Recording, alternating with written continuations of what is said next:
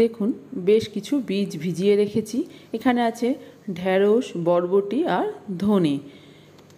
2-3 ঘন্টা জলের মধ্যে এইভাবে ভিজিয়ে রেখে দেব। প্রায় 3 ঘন্টা মতো ভিজিয়ে রেখেছিলাম, তারপরে আমি জল ছেঁকে নিয়েছি।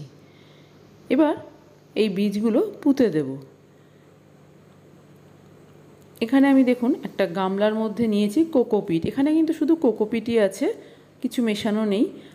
এবার এই কোকোপিটের মধ্যে দিয়ে দিচ্ছি ধনেটা দেওয়ার আগে একটু হাত দিয়ে এইভাবে ডলে দিচ্ছি, তাহলে ভেঙে যাবে ধনেগুলো। আর একটা ধনে থেকে 2টো ধনে গাছ হয়ে যাবে। এবার হাতে করে নিয়ে এই গামলার মধ্যে ছড়িয়ে দিচ্ছি।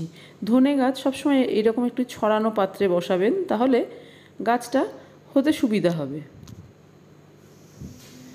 এবার কোকোপিট দিয়েই বীজগুলো একটু ঢেকে দিচ্ছি। জল দেব না, যেহেতু কোকোপিটটা ভেজা আছে, সেই জন্য এখানে আর জলের ব্যবহার করছি না। দেখুন খুব ভালো মতো ঢেকে দিয়েছি। এবার এই ছোট্ট মাটির টবটার মধ্যে আমি বাকি বীজগুলো পুঁতে দেব। প্রথমেই দিচ্ছি বরবটির বীজ। চারিদিক দিয়ে বরবটির বীজটা পুঁতে দিচ্ছি।